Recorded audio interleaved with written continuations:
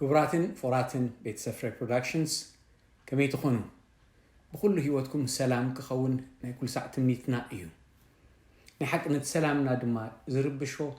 زي قريتشت زبهال كما خلو نقرات إمو أبزح بوتاتات قريتشت يوزح سلزلو أفادات رؤخ نفلت من انتي قال وانات بزعبا قريتشت كنزاربينا زي أقد داسي تمرتيو مخنياتو ما بقولو مفلات كمير كخم تفتحو مفلات قريتشت أفادات عن حرفيتنا نابصبوخ نبرحالنا خمزخ المفلات أزي وستانا نقريو سلازي لو معلتي بزعبا زي دملكت حونا إرمياس إيو كجمر لنا سلازي إرمي حوي اسكي نتخافلتنا من مخانكا أبي كم تنبر مجمريا توهبنا مود حرينا بتنحتوتات كحتكا إيه يغني لي دانيال حوي نزع الدل سزهاب كاني أزي زمسكن زبزح وان نايفردو برودكشن تخطات هلاي نيرة لما عندنا تساتافي نايز مدب مخاني أزيو إيو دستولاني بفر برودكشن بزوح ربيحي أنا بيت سبين بزوحنا تتقيمنا بتتقبرو عيو أستمرو يكون دراماتات تقبركم وكل عيوتات أزينا إنا تباريخنا أنا بيت سبين كالوت بزوحات أحواتن سمعو مسكرنا الدماء بزوح آنتاوي مسكرنتن بزوح آنتاوي تقلوان كم زقبر زلوز أغلقلوت بزا أقات آمي كغلت إفتو سمي نمللاي إرمياس تقاي بايرو زباهل أب فانكوفر ناي كندا زقمت أب اسمرا توليد عبي أبو سلسة قلعت بعال حداري أب فانكوفر أب زي ناي IT industry زسرح كم solution architecting كم system administrator ني خوين زسرح أب اسمرا university ناي قداماي ديجري بفيزيكس دحر ممرا أب زي فيلد ناي IT نأستات عسات شعات عمت لعليهم زخون سريح له أب زا زله وهاتما دما أب رحبوت تبحل بيت خريستيان إيه زقلقل بمهار بخلق كله أقلقلوت هادما ينطف إرمي حوي بزعبازي بزوح مثلا عتجير كالله خامو زغرب كيات مرتي سلزر أخو دما إيه كتمهرنا ختكافلنا دلي اسكي قريتشت انتاي إيو زبل حتى انت حتكا كم يجير كام جلس كيا قريتشت جلس لنا انتاي إيو أب منتاي نرخبو قريتشت أب مونغو كلتا سبات ويكابو نلعلي أب زغونو سبات زقاتم كتور زغونة زي مسمع مون حتر جزيز يخانة نوح زبالة جزيز تنح كتور زي مسمع إليو مزجب قالات زقلتو بسفح زبالة ترقامي أو خنريون ترافت نادما قريتشت مالت أنصار نايتي بهدات بسلام بفقري حبيركا منبار مالت كم زخانة أما بزحت أسب زفلت حكيو قريتشت أمونغو كلتا ولك أسبات كقاتم يخيليو أمونغو كلتا جوجلتات كقاتم يخيليو أمونغو حدا سبن أمونغو بزوحات سباتن كقاتم يخيليو أمونغو خلت هجرات كقاتم يخيليو سلازي بعينته وبصفحات شفنقو قريتشت نقول قريتشت هنا نبلو بتزو صعوبة وجودات كي ترفع كفل على يخيليو قريتشت حتير وانا ويزخنا سمعتاوي موجوداتي كسعب يخيليو ويدما كون العلى دما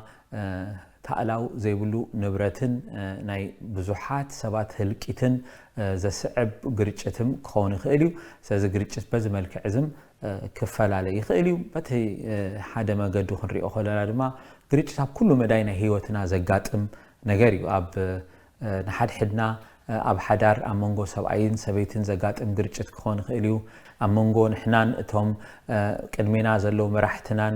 أكايرتينا يزخون يكون أكالات نجار كنجارج ونخلينا أبصرحنا دما مستوم زسرحنا سبات مستوم حلقتنا مستوم أبتحتينا نحنا نمرحهم سبات كنجارج ونخلينا أبيت خريستيان مساتنا مزانونا مجلاجلتنا هنجارج ونخل موت زي مسمع ننوح بلجزي مزت النحمو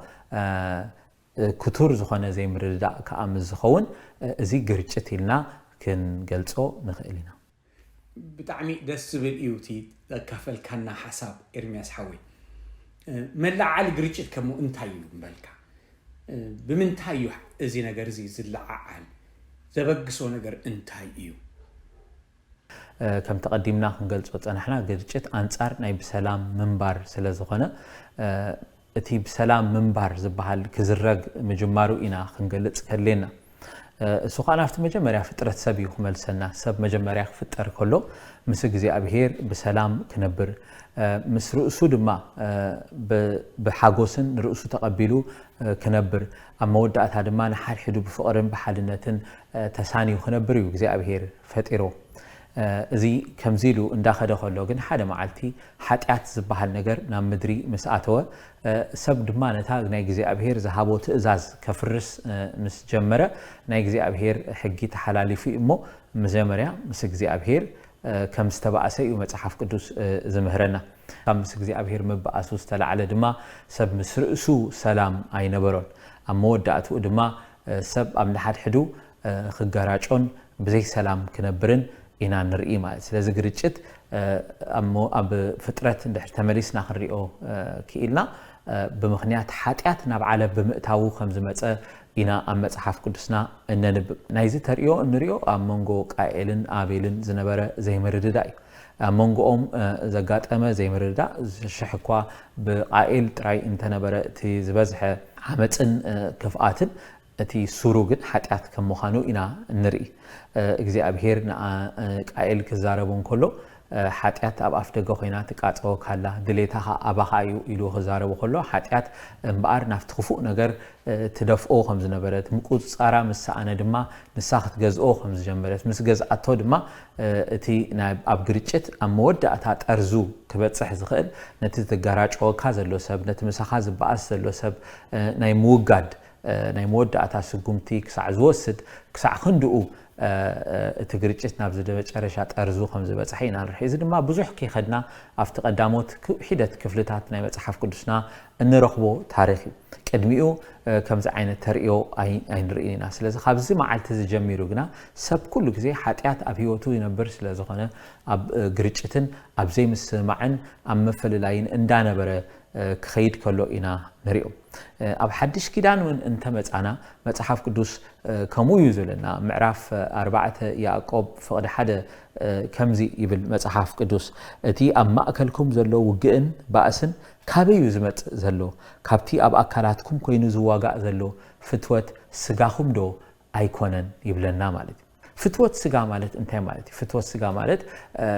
selfish desires نبلو بإنجليزية وإذا ما سبنا يرأسو تراي نجار كدلي كجمرن كله أنا قدم قبل كله نايبتس أيو نجار مقدام قديفو نتناتو نجار كقدم كدلي خلو دليتاتو قدم كسرع خيل كله ناي كالوت سبات دليت ما فتيمو خجوسي وإذا ما عميتو أبناتهم نتناتو تقمي كوعلو كدلي كله كل جزء نابرت ميو زمت سلازم متحف قدوس بزعبا غريتشت كابيو زبغس كزارب كله انا تصيرو يو زقمطو كافتي ابانا زلو فتوس سغانا بحصيرو دما كافتي ابانا زلو ودوق بحري وي ودوق مننت يو زمت سلاز سب ابتا ودقت عالم ينبر مهلاو نسو خا ودوق بمبحري بمهلاو يو نا غريتشت زاتو مالتي انتينا نزلنا غريتشت كاب حاتيات يجمر سلازم سب مسجزي أبهير بمبعثو مسرؤسو يتبعيسو مسرؤسو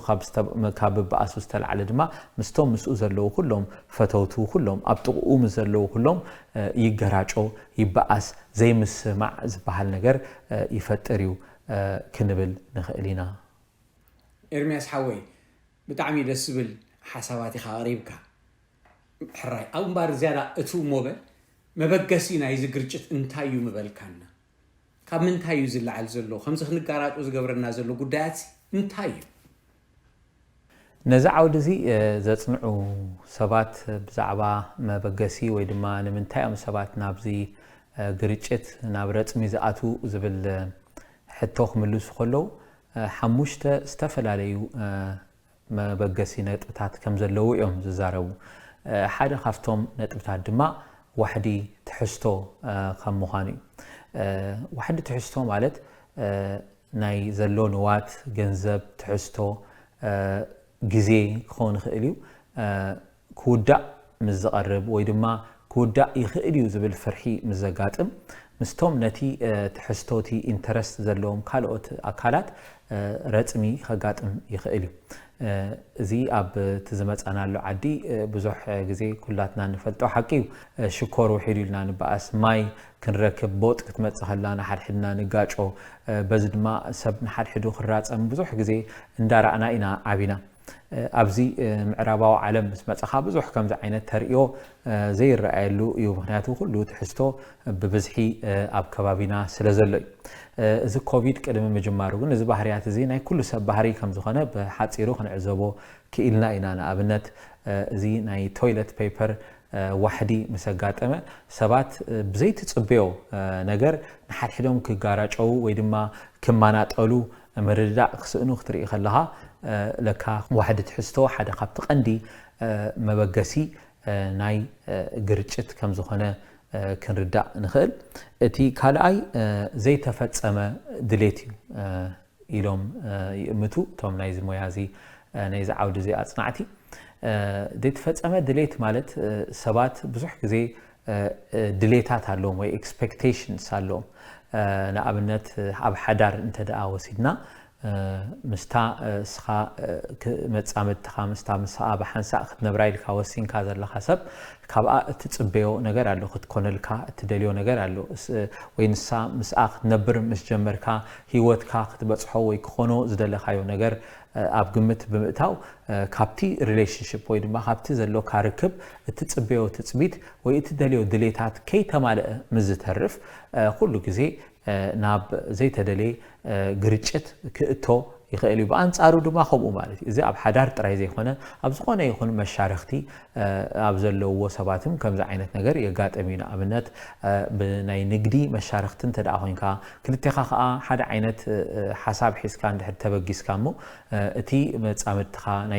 ناي نجدي مشارخت خا تسخاز حسب خايو ويدما خونو يلكاس تتصبح خايو نجار كي خونو مسترفة ويدما تدليتات كي تمال مسترفة تجارات أتخلها ويدما بأنصارو تخلت هذا بجسك علامة تي كل واجاز خفل كالو نجار كي أمود أتو مبتح مستعنة تدليت كي تفتس أمام مسترفة ويدما خيف تسمي خيليو زبل سكفتام زجات ما كادما نابجريتشت ويدما نابرتمي كتأتو تخلي خاماتي تي سالساي أبزي أرستي زاربولو حساب نايشتو ويدما علامة فللي أتوم متعمتي ويدما بحنسا تشاريخهم بحنسا نزنورو سبات علامة فللي مزهلهم كبتصحوز دليو شتو بينو مزخون فتيمهم كي سمامعو ويدما ناب رتمي ويدما ناب غريتشت كاتو يخول يمس مس مرعتنا بزلونا غريتشت يكون ابسرحنا زلو غريتشت كله كزي ترامر بيرنا ناي شتو وين علامه فللي وزلنا كنبصحوز دلنا نغرات سلازي تسمامع ويدما كنبصحو دلنا زلنا نغر سلازي ترادادانالو اب رتمي وي اب غريتشت كناتو نخئلينا مالتي رابعي نتي علامه ويدما نتي شتو تسمامي أخا خنسخاس نبت دلي خيال زلخا علامة نمبتصح تتكملوا أجباب دما زي تسامع علوم الزخون أو دما مرجع مزس عندما نايبع علوم زخونة جريتشت ودما زي مسمع كمت يخيلوا معتي زبزح زي أب بيت خريستيان زرعي عينة جريتشت نزي خمسة يخيلونا أبنت أب حدا عادة الجلوت بحدا تسميدهم زعيو سبات علامة حدا خون خيلي مبزحت جزيت علامة منجست أملاك نمسفح نوانجيل نمسفح كوينو يبقى مو تعلامة حدا عينة يخون تخونجن بخمي من قد إنا وانجيل نسفح أبزبل نجرجن كلته سبع علامة بعلامة فتيمهم زي فلالي يردوا علامة زلهم زي قابلوا علامة زلهم سبات أجابوا جنب بينو كوينو مسترخبة هجراج أو ويدما فلاليو يخولهم زي بزح مقالة اللي ناني عم تصحف قدسنا كريون خيرنا باولوسن برناباسن علامهم حدا عينة نيرو وانجيل مسفح نيرو أب حدا تخدلو خدوا حسيبهم زلوا بوتا أي جاج أو من كلتيو سمع لهم جنا من حزوم يخدو أبزبل جن تجراج أو ماتسي تأجبابي مالتي نماركوس حزني أنا خدو أي نخيد أي فالنا نسخة ترفناي أي نو أي كترفناني أبزبل حسب نحن دوم كم زجاج أو استجاج أو أما أخلون كأم فل لاي كم زخنن إنا إن نبب أم صحف قدوس مع السلازي እቲ ሓምሻይ ናይ ባህሪ ወይ ድማ ናይ ጠባይ መፈለላይ ኢሎም እዮም ዝገልጾ ሰባት ብባህሪኦም ወይ ብጠባዮም ምዝፈላለዩ በበይኑ ዓይነት ድሌታትን ባህሪያትን ምዝህልዎም ኣብዚ ባህሪኦም ከዓ ምጥንናዕን ወይ ምርዳእን ምዝውሕድ ናብ ግርጭት ከኣቱ ይኽእሉ እዮም ብሓፈሽኡ እዚ ሓሙሽተ ክገልጾ ዝጸናሕኩ ጠንቅታት ወይ መበገሲ ናይ ግርጭት ብክልተ ዓበይቲ ነገራት ክንገልጾ ንኽእል ኢና እንታዩ ትኽብጻሕ ደሊ ደሎ ኣኾኖ ደሊ ደሎ ክበጽሖ ደሊ ዘሎ ዓላማ እንታዩ ኣብ ዝብል ሕቶን ብኸመይ መንገዲ ኸ ክበጽሖ ደሊ ዘለኹ ነቲ ጉዳይን ምስቶም መጻምድትኻ ወይ መሻርክትኻ ምስቶም ምሳኻ ጸሚዶም ዘለዎ ኣብዚ ነገር እዚ ጽቡቕ ጌርካ ክትረዳዳሉ ዘለካ ርእስቲ እዩ ነዞም ክልተ ሓሳባት ክትርድኦም ተደኣኺልካ ክብጻሕ ተደልዩ ዘሎ ዓላማ እንድሕር ጽቡቕ ጌሩ ተረዲኡካ ብኸመይ መንገዲ ኢኻ ክትበጽሖ ደሊኻ ዘለካ እንድሕር ተረዳዲእካሉ ኣብ ክኡ ከዓ እንድሕር ፍጹም ዝኾነ ዝምድና ኣለካ ኮይኑ እሞ ንሓድሕድካ ከዓ ብሓንሳእ ኮይንካ ናይ ገዛእ ርእስኻ ነገር ከየቐደምካ እንድሕር ትኸይድ ኮይንካ ግርጭት ክውሕድ ይኽእል ወይ ድማ ሚኒማይዝድ ክኸውን ይኽእል እዩ እዚኦም ፈጺሞም ኣብ ምርዳእ ኣብ ዘይበጽሕሉ ግዜ ግን ግርጭት እንዳሰዓረረ ናብቲ ናይ መወዳእታ ጠርዙ ክበጽሕ ተኽእሎ ኣለዎ ማለት እዩ ገሊኡ ብንእሽተይ ነገር ዝጅምር እሞ ከይተ ብግቡእ ስለ ዘይተታሕዘ እቲ ግርጭት ካብ ንእሽተይ ናብ ዓቢ ካብ ዝዓበየ ናብ ዝገደደ ገጹ ይኸይድ እሞ ህልቂት ብዙሓት ሰባት ከስዕብ ናይ ብዙሕ ዓይነት ንብረት ድማ ምጥፋእ ከስዕብ ከሎ ኢና እንርኢ ዘሎና ማለት እዩ ስለዚ እንድሕሪ ከምዚ ጌርና ዘይከይድና ከምዚ ጌርና እንድሕር ዘይተሰማሚዕና ኩሉ ግዜ ነቶም መሳና ዘለው ሰባት ስምዒቶም ኣብ ምጉዳእ ድሓር ድማ ምርዳእ ብምስኣና ድማ ናታቶም ድሌታት ብምትራፍ ኣብ ገለገሊ እዋን ድማ ብምዕማፅ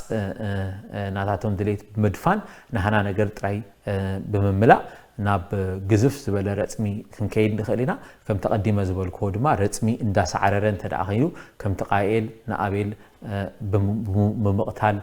ካብ ምድርም ዘልገሶ ወይ ካብቲ በስርሕ ዘልገሶ ክሳዕ ክንድኡ ክኸይድ ይኽእል እዩ ክልተ ዓይነት ኣንፈት እዩ ዘለዎ ኩሉ ግዜ ወይ እቲ ዓማጺ ስዕርር እሞ ነቲ ኣገዳሲ ኣይኮነን ዝበሎ ሰብ ብምውጋድ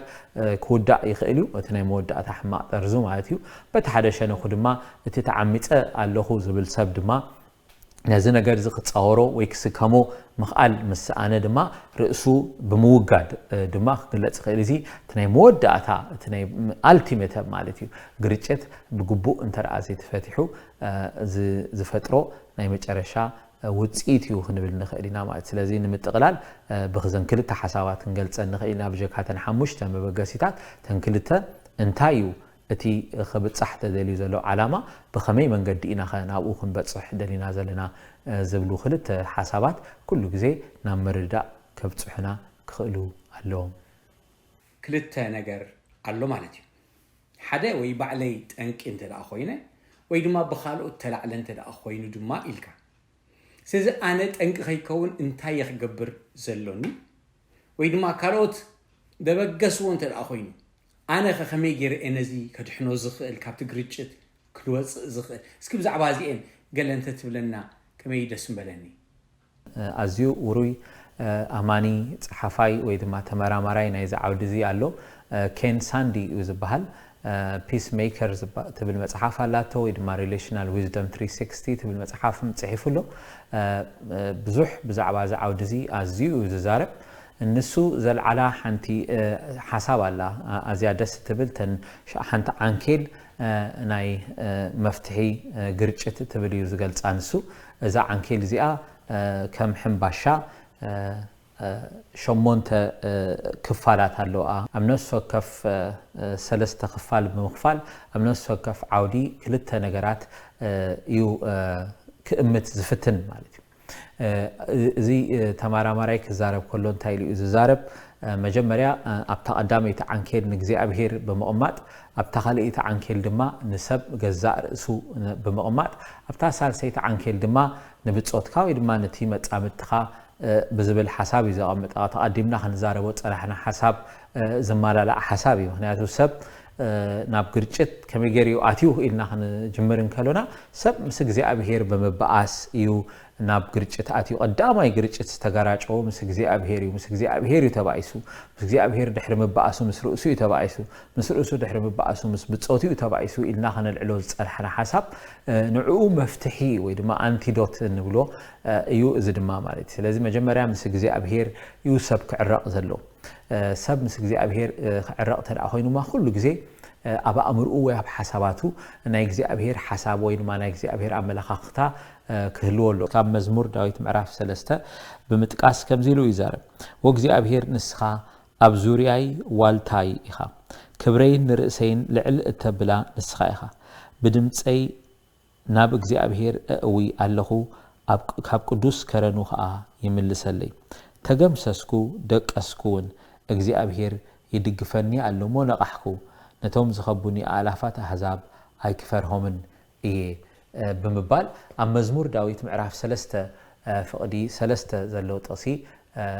ይጠቅስ ናይ እግዚአብሔር ምኽሪ ናይ እግዚአብሔር ሐሳብ ኣብ ህይወትካ ምርዳእ ነፍስኻ ወይ ድማ ትምስ እግዚአብሔር ዘለው ካርክብ ወይ ድማ ናይ እግዚአብሔር ዓላማ ኣብ ህይወትካ كون يقبره ويدما ناب حقنت يلبسومو بجكات مس እግዚአብሔር ዘሎ ካርክብ ካብ ምፍዋስ ሓሊፉ እቲ ንስኻ አውሽጥኻ ዘሎ ካህድአትን ሰላምን ድማ يعبيو زي خلتيو ናይ ሓንቲ ሳንቲም ክልተ ገጻት እዩ ምስ እግዚአብሔር ሰላም ኣብ ዘሎ ካ ግዜ ሁሉ ግዜ ካብ እግዚአብሔር ህድአት ኣብ ትረክበሉ ግዜ ሁሉ ግዜ ንስኻ ድማ ምስ ውሽጥኻ ዕርቂ ወይ ድማ ሰላም ኢኻ ትረክብ እዛ አንኬል እዚኣ ከምዚ ኢሉ ዝገልጻ ተቀዳሚት አንኬል ሐሳብ አምላኽ ምርዳእ ወይ ድማ ናይ እግዚአብሔር ምኽሪ ምርዳእ ይብል ማለት ስለዚህ ናይ እግዚአብሔር ሐሳብ ምርዳእ ማለት እግዚአብሔር መን ምዃኑ እግዚአብሔር ዘሎ ንዓኻ ዘሎ ፍቅሪ እግዚአብሔር ንዓኻ ዘሎ ዓላማ ወይ ድማ ናይ እግዚአብሔር ፕሮቴክሽን ናይ እግዚአብሔር ሓለዋ ኣብ ህይወትካ ምርዳእ ስለዘጠቃልል በዚ ውሽጥኻ ክትሃድእ ውሽጥኻ ደስ ክብሎ ይኽእል እዩ ማለት ስም እግዚአብሔር ዘሎካ ዓላማ ድማ ንጹር ወይ ጽቡቕ ይኸውን ተኻላይ ክፋል ድማ እስኻን እግዚአብሔር ግብረ መልስ መሃቢን እግዚአብሔር እሙን ምዃኑ ማለት ስለዚህ ምስ እግዚአብሔር ዘሎካ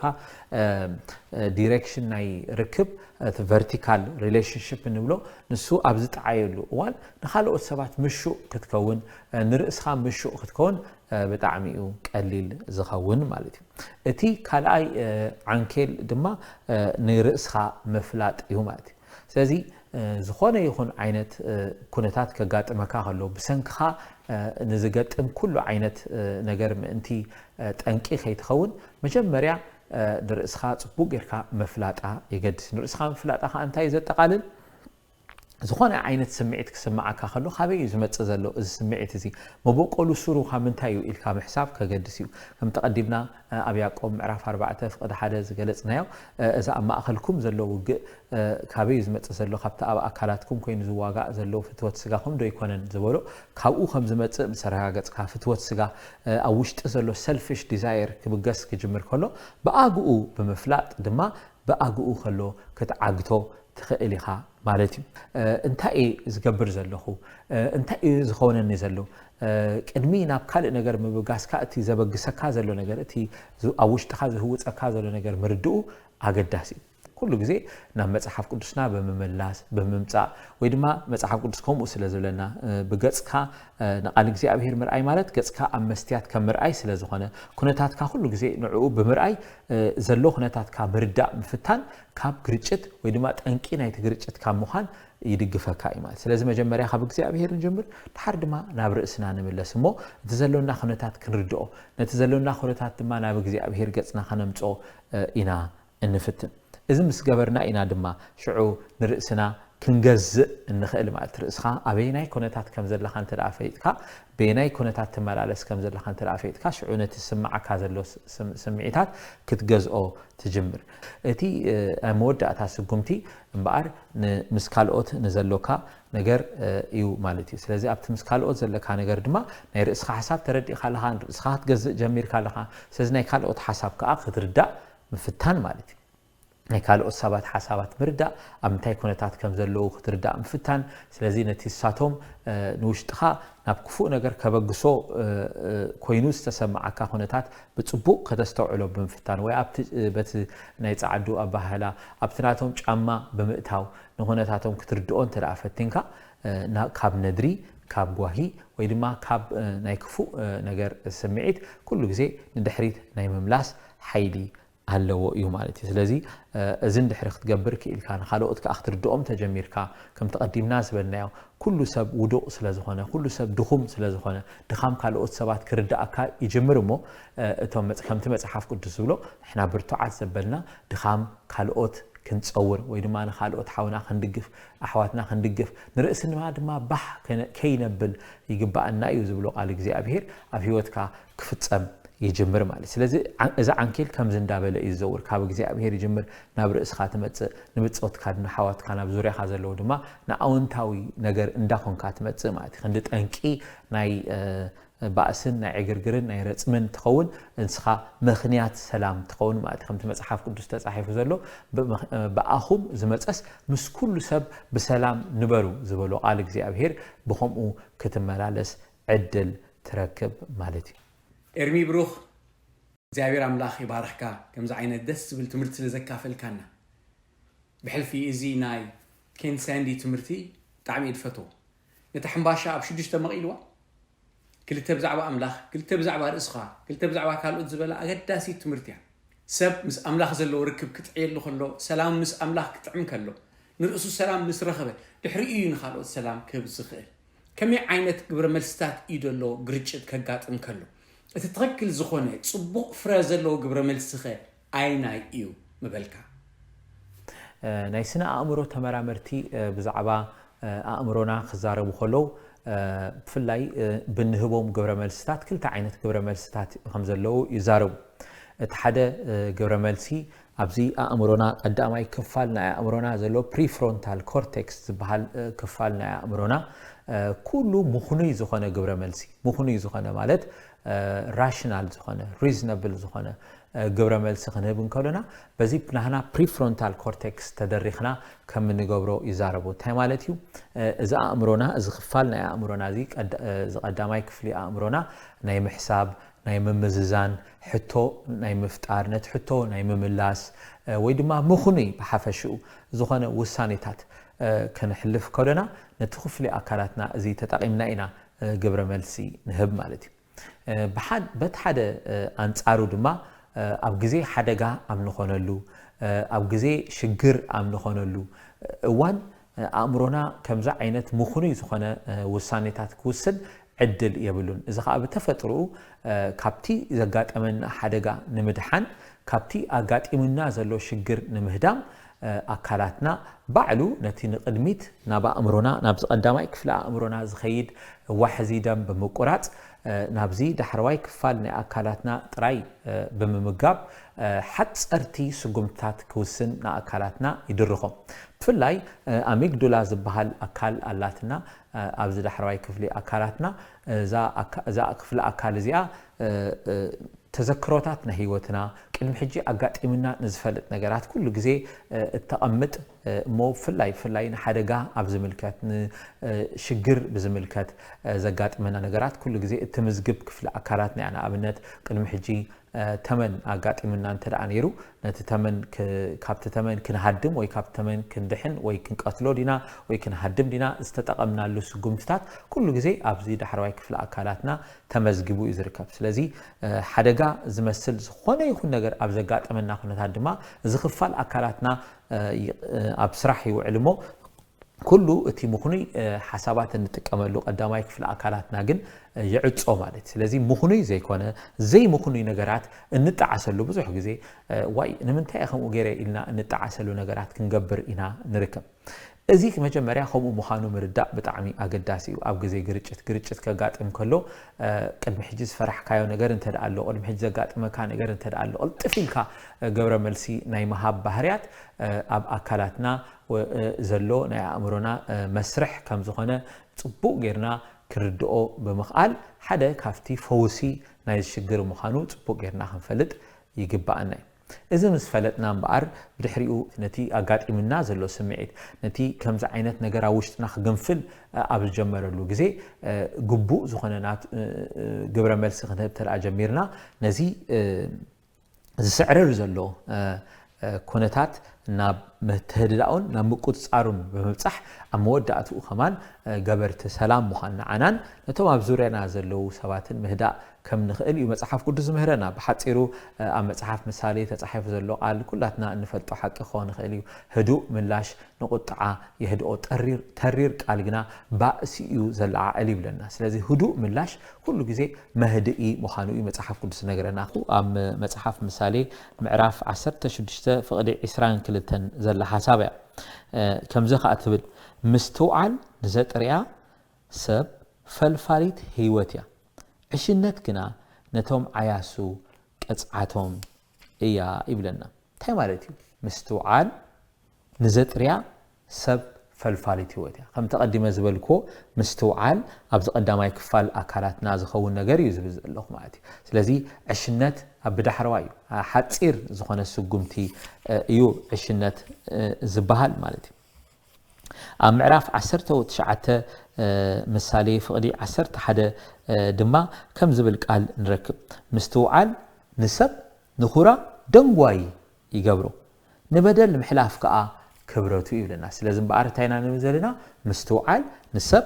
እንታይ ይገብሮ ንኹራ ደንጓይ ይገብሮ የደንጉዮ ማለት እዩ ግብረ መልሲ ንኻብ ኣሉታዊ ግብረ መልሲ ንኸይህብ ወይ ድማ ናብ ረፅሚ ወይ ድማ ናብ ግርጭት ንኸይኣቱ እንታይ ይገብሮ ይመልሶ ማለት እዩ ወይ ድማ ንበደል ንምሕላፍ ድማ ክብረቱ ይብለና ሓንቲ ጥቕሲ ክውስኽ ኣብ ምሳሌ ምዕራፍ 22 ፍቕዲ 11 ዘላ ጥቕሲ ከንብብ እቲ ንጽህና ልቢ ዝፈትሞ ጸጋ ኣብ ከናፍሩ ዘለዎ ፈታዊ ንጉስ እዩ ይብለና ስለዚ ጸጋ ኣብ ከናፍሩ ዘለዎ ስለዚ እንታይ ኢና ንብል ዘለና መጀመርያ ምስትውዓል ሽዑ ንኹራ ደንጓይ ምዃን ንኹራ ደንጓይ ምዃን ሽዑ ጸጋ ኣብ ከናፍርካ ምህላው ስለዚ እዚኣቶም ሰለስቲኦም ዝተተሓሓዙ ነገራት እዮም እዚ ከዓ ኩሉ ካብ ምስትውዓል እዩ ዝብገስ ብናይ ስነ ኣእምሮ መንገዲ ድማ ከምዚ ክንገልጾ ፀናሕናይ እቲ ምኹኑይ ዝኾነ ውሳኔ ክትውሰነሉ እትኽእል ክፍሊ ኣእምሮኻ እንተደኣ ተጠቒምካ መስተውዓሊ ትኸውን እሞ ነቲ ቅድሚ ሕጂ ኣብ መጽሓፍ ቅዱስ ዝተምሃርካዮ ነቲ መንፈስ ቅዱስ ዝድግፈካ ነቲ ካብ ካልኦትም ዝተምሃርካዮ ኩሉ ጽቡቕ ዝኾነ ስነ ምግባር ንምግባር ዝድርኸካ ክፍሊ ኣካላትካ ትጥቀመሉ እሞ ኣዎንታዊ ዝኾነ ስጉምቲ ትገብር ኣዎንታዊ ስጉምቲ ምዃን ማለት ድማ ንኹራ ደንጓይ ምዃን ቀዳማይ ካብቲ ምኹራ ምግታእ ከድሕሪኡ ድማ ጸጋ ኣብ ከናፍርካ ምህላው ማለት ጽዑም ዘረባ ጽቡቕ ዘረባ ምዝራብ ማለት ከም ዝኾነ እዩ ዝነግረና ማለት ስለዚ በዛ ኣገባብ እዚ እንተደኣ ተጠቒምና መጽሓፍ ቅዱስ ሓዲእና ብፍቕሪ ብህድኣት ከም ንነብር እዩ ዝምህረና ማለት እዩ እዚ ኣቐዲመ ዝገለጽክዎ ሰብኣይ ኬን ሳንዲ ዝበሃል ሰብኣይ ዝተጠቐመላ ሓንቲ ኣክሮኒም ኣላ ንሳ ወይ ድማ ከምዚ መዘከሪ ዶ ክንብላ መዘከሪ ኢሉ ዝተጠቐመላ ሓንቲ ሓሳብ ኣላ እሳ ከዓ ሪድ ኢሉ እዩ ዝገልጻ ወይ ድማ READ ናይ እንግሊዝኛ ቃላትን በዘን 4 ቃላት ጌርና ድማ ስምዒትና ወይ ኩነታትና ናብ ህድኣት ከነምጾ ወይ ድማ ካብ ንኹራ ምድንጓይ ክንመልሶ ካብ ምኹራይ ናብ ምድንጓይ ንኣካላትና ክንመልሶ ንኽእል ኢና ይብል ኣዝዩ ጠቃሚ ሓሳብ እዩ እዚ ሓሳብ እዚ እታ ቀዳመይቲ R ኣብታ ሪድ ዘላ R ሪኮግናይዝ እያ ትብል እዛ ሪኮግናይዝ ትብል ቃል እንታይ እዩ ዝብል ኣብ ዝኾነ ይኹን ግርጭት ዘስዕብ ነገራት ክትኣቱ ኣብ ዘለኻሉ ኩነታት ቅድሚ ግብረ መልሲ መሃብካ መጀመርያ ሪኮግናይዝ ግበር ይብል ማለት ሪኮግናይዝ ምግባር ማለት ድማ እቲ ዘጋጥመካ ዘሎ ስምዒት እቲ ኣብ ውሽጥኻ ንላዕሊ ገጹ ዝዓፍር ዝደሊ ዘሎ ስምዒት እንታይ ምዃኑ መጀመርያ ኣለልዮ ማለት እዩ ንዑ ምልላይ ከኣል ከተለልዮ ከለኻ ድማ ስምሃቦ ስምሃብ ማለት እንታይ ይስማዓኒ ዘሎ ሓረቆዲ ይስማዓኒ ዘሎ ነድርዲ ይስማዓኒ ዘሎ እንታይ ይስማዓኒ ዘሎ ኢልካ ክትሓስብ ጀምር ይብል ማለት እዩ እዚ ናይ ባዕሉ ትርጉም ኣሎ ከምኡ ኢልካ ክትሓስብ ክትጅምር እንከለኻ ድሮ ኣእምሮኻ ካብቲ ሾርት ሰርኪት ዝኾነሉ ናይ ግብረ መልሲ ናይ ሓፂር ግብረ መልሲ ኣካል ናብቲ ናይ ምሕሳብ ተኽእሎኻ እተማዕብለሉ ፕሪፍሮንታል ኮርቴክስ ክትመልሶ ጀሚርካ ኣለኻ ማለት እዩ ስለዚ ከምኡ ክትገብር ተደኣ ጀሚርካ ድሮ ኣእምሮኻ ክሓስብ ክጅምር እዩ እንታይ እዩ ስማዓኒ ዘሎ ኢልካ ክትሓስብ ብምጅማርካ ጥራይ ድሮ ነቲ ሽግር ክትፈትሖ ክኢልካ ኣለኻ ማለት ብድሕሪኡ ኢቫሉዌት ግበር ይብል ማለት ተኻልአይቲ ኢቫሉዌት እያ ትብል ማለት እዩ እዚ ከዓ ንምንታዮም ዞም ስምዒታት እዚኣቶም ስምዑን ዘለው ካበዮም ከተላዒሎም መበገሲኦም ከንታይ ምስ ውላደይ እንድሕር ኮይነ ዝጋራጮ ዘለኹ ወይ ምስ በዓልቲ ቤተይ እንድሕር ኮይነ ዝጋራጮ ዘለኹ ንምንታይ እባ ዝጋራጮ ዘለኹ ናይ በሓቅዶ ዛሕጂ ዝበደለትኒ ወይ ዛሕጂ ዝበደላ ዲያታ ጌጉ ወይስ ሕዱር ዝኾነ ናይ ትማሊ ጌጋ ኣሎ እዩ ኢልካ ክትሓስብ ምጅማር ክልተ እዩ ትጥቕሙ ሓደ መብዛሕትኡ ግዜ ዝተደራረበ ዘይተፈትሐ ሽግራት እዩ ትጠንቂ ስለዚ ፍሉጥ እዩ ዝሕጂ ገይርዎ ዘሎ ብግቡእ ዝኾነ ግብረ መልሲ ንኽትህበሉ ክትሕገዝ ኢኻ በቲ ሓደ ሸነኹ ድማ ኣእምሮኻ ካብቲ ሓፂር ሾርት ሰርኪት ዝኾነ ኣእምሮ ወፂኻ ናብ ኣወንታዊ ዝኾነ ግብረ መልሲ መሃብ እዩ ዘኽእለካ ማለት እዩ ዝሰዓት እምሮኻ ናይ ምሕሳብ ክእለቱ ናይ ምሕታት ክእለቱ ይዓቢ ስለ ዘሎ ማለት እዩ እዚ ከዓ ነፍሲ ወከፍ ካልኢት ብዝኸደትሉ ግዜ ንኣእምሮኻ ናብ ኣወንታዊ ነገር ክትመልሶ ትኽእል ኢኻ ማለት እዩ ንምንታይ እባ ከም ዘድልየና ከም ሰብ ንሕና ከም ህዝቢ እዚ ነገር ዘየድልየና ዶ እንተደኣኢልና እወ ምክንያቱ ብዙሕ ግዜ እዚ ኣብ ኣሚግዱላ ዘሎ ቅፅበታዊ ስጉምቲ ዘጥቅዖም ሰባት ብዙሕ ግዜ ዝተሃሰዩ ሰባት እዮም ብዙሕ ግዜ ድሕረ ባይቶኦም ብዙሕ ማህሰይቲ ዘለዎም ሰባት ኣብ ኣእምሮኦም ከምዚ ዓይነት ነገር ይመልእ እሞ ከምዚ ዓይነት ነገር ይነኽነኽ እሞ ክንዲ ቀዲሙ ተኣምሮኦም ናብ ምሕሳብ ዝመጽእ እቲ ኣሚግዱላ ዝበሃል ነገር ቀልጢፉ ኪክኢን ይገብር እሞ ሓፀርቲ ስጉምታት ናይ ምውሳድ ተኽእሎም ዓብይ ይኾን ማለት ስለዚ ብዙሕ ዝተሃሰየ ሰብ ብዙሕ ከምዚ ዓይነት ሽግር ከጋጥሞ ይኽእል እዩ ምክንያቱ ስምብራት ስለ ዘለዎ ወይ ትሮማ ስለ ዘለዎ ማለት እዩ ስለዚ ብዙሕ ዝተሃሰየ ሰብ ነዚ ነገር እዚ መሊሱ ብዙሕ ክሓስበሉ ወይ ድማ ብዙሕ በዚ ነገር እዚ ናብ ምልማድ ከኣቱ የድልዮ ማለት እዩ እቲ ሳልሳይ REA እንዲና በፂሕና ዘለና anticipate ትብል ቃል እያ ማለት anticipate ድማ እቲ መጻኢ እንታይ ምዃኑ ኣምት እዚ ስማዓካ ዘሎ ስምዒት ሽም ሂብካዮ ኣለኻ ካበይ ከም ዝተበገሰ ፈሊጥካዮ ኣለኻ ኣብ ሳልሳይ ደረጃ ድማ እዚ ስማዓኒ ዘሎ ስምዒት ከም ስማዓኒ ዘሎ ስምዒት እንተደኣ ቀፂሉ እንተደኣ እቲ ኣብ ውሽጠይ ዘሎ ክብሎ ደልየ ደለኹ ናብ ኣፈይ ገና ክወፅእ ሓሲቡ ዘሎ ነገራት እንድሕር ኢለዮ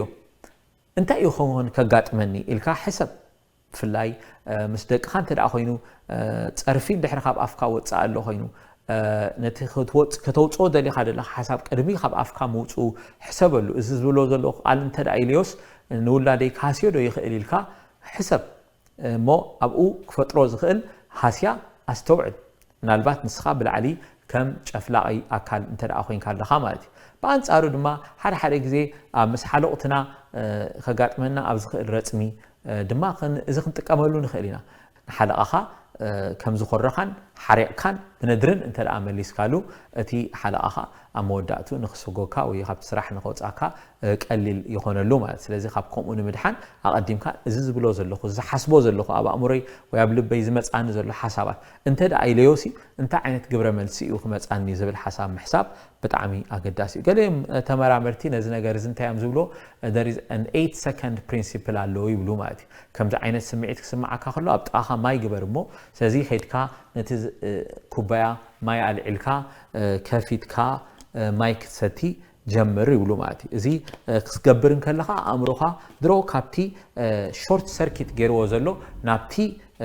ናይ ምሕሳብ ክእለቱ ናይ ምምላስ ዕድል ትህቦ ኣለኻ ማለት እዩ ሓሲብካ ትብሎም ነገራት ኩሉ ግዜ ፅቡቕ ስለ ዝኾነ እዩ ከይሓሰብካ ንትብሎም ነገር ንምውጋድ እንጥቀመሉ መስርሕ እዩ እዚ ማለት እዩ ኣብ መወዳእታ እዚ እንድሕር ተረዲኡካ እምበኣር እታ ናይ መወዳእታ ቃል ዲሬክት እያ ትብል ማለት ስለዚ እምበኣር ከምዚ ካብ ፈለጥካ ኩነታት ከዓ እንድሕር ፈይጥካዮ ሽም እንድደኣ ሂብካዮ ነቲ ስምዒትካ ዘሎ ካበይ ተበጊሱ ከም ዘሎ እንተደኣ ፈይጥካዮ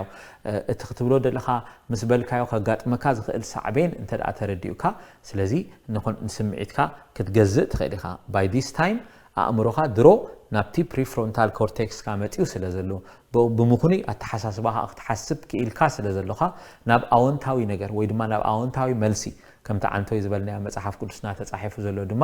ዘረባኻ ዘረባ ጸጋ ክኸውን ይኽእል እዩ ማለት ስለዚ ዲሬክት ምግባር ድማ እታ ናይ መወዳእታ ሓሳብ እያ ማለት ስለዚ ሪድ READ ማለት እዩ ኤርምያስ ሓወይ ሰብ ኣብ ቤቱ እንድሕር ሰላም ዘይብሉ ኣብ ደገ ሰላም ክህልዎ ኢላ ኣይፅበን እያ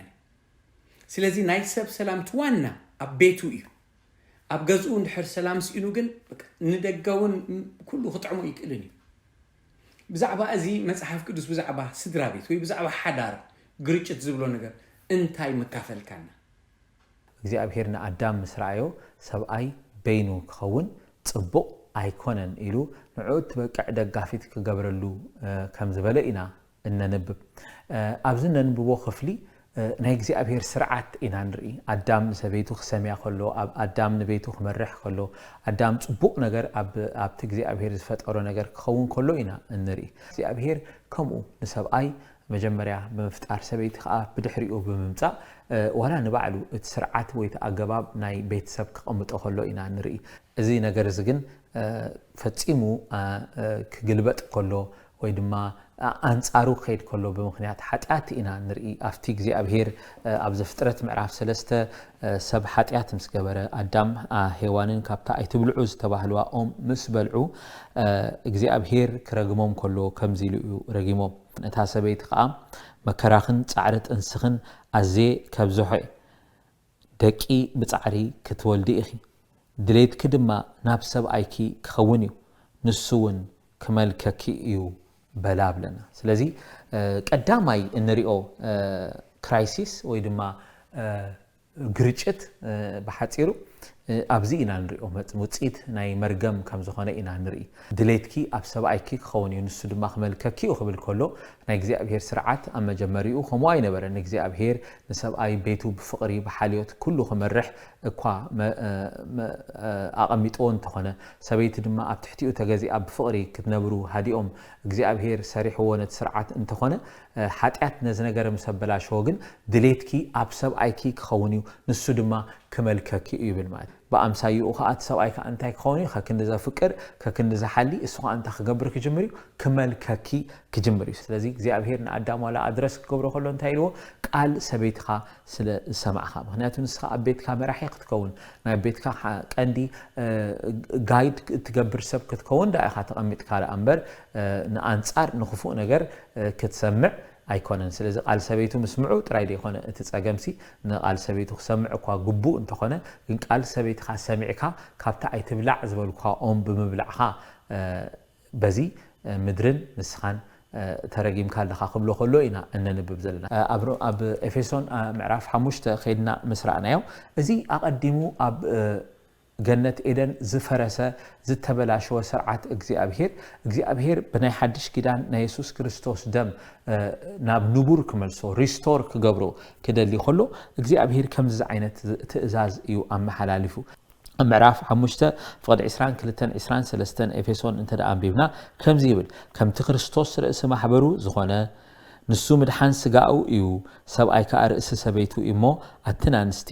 ከም ንጎይታ ጌርክን ንሰብኡትክን ተኣዘዘኦም ስለዚህ መጀመርያ ዝበልናዮ እንታይ ነይሩ ሰበይቲ ድሌታ ናብ ሰብኣይ ክኸውን እሞ ሰብኣይካ አንታ ክገብራ ክመልካ ከም ዝኾነ ትመርገም እቲ ክፉእ ድሌትካ ንሱ ከም ዝኾነ ካብ መጀመርቱ ርኢና ነርና እግዚአብሔር ነዚ ሪስቶር ክገብሮ ከሎ ድማ እንታይ እዩ ዝብሎ እምበኣር እዚ ረፅም እዚ ከይከውን እዚ ኮንፊውዥን እዚ ከይከውን እዚ ኣብ ማእኸል ሰብኣይን ሰበይትን ዘሎ ኩሉ ግርጭት ምእንቲ ከይከውን እቲ ስርዓት እግዚአብሔር እዚ እዩ ሰብኣይ ርእሲ ሰበይቲ እሞ ሰበይቲ ከም ንጎይታ ጌርክን ሰብኡት እንታይ ገበሮ ተገዝኦም ወይ ድማ ተኣዘዝኦም እዩ ዝብለና መጽሐፍ ቅዱስ ማለት ስለዚህ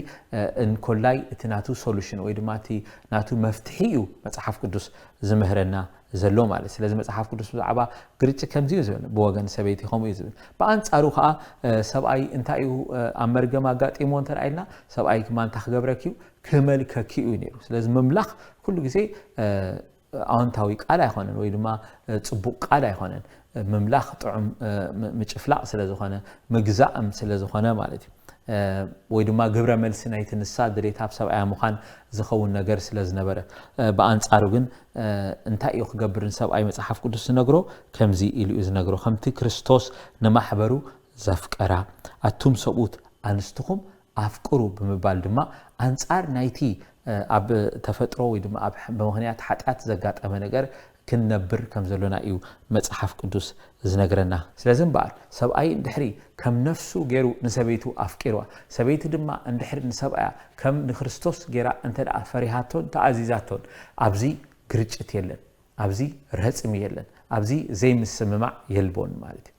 ብዘይካዚ ኣብ ስድራ ቤት ሰብኣይ بناي እግዚአብሔር فقاد بمغبار ندقون نولدون اندحر خمرح جميرو ولود دما خمو ندقوم نسدرهم فلاي اندحري تعزيزهم كم تابع في سم معراف 6 فقد 1 4 تزلو اتسرعت እግዚአብሔር ሙሉ ይሆን ሞረጽሚ ዝባሃል ወይ ድማ ግርጭት ዝባሃል አይህሉን ማለት ስለዚህ መጽሐፍ ቅዱስ አግርጭት አብ ሐዳር ከዛረብ ኮሎ እቲ በመሆናት ኃጢያት ዘጋጠመ ነገር ሁሉ በመሆናት አብ ክርስቶስ በመምጻና ድማ ሪቨርስ እንገብሮ ወይ ድማ አንጻሩን ክንነብር በቲ እግዚአብሔር ዘሃብና ጸጋ እዩ ዝምዕደና ማለት ስለዚህ እቲ ሐዳር በሐፈሽኡ ብዛዕባ ግርጭት ብዙሕ ሰፊሕ ክንዛረብ ንኽእሊና ንግዚኡ ግን ምስ ዘለና ግዜ በዚህን ሐደት ቃላት ገረ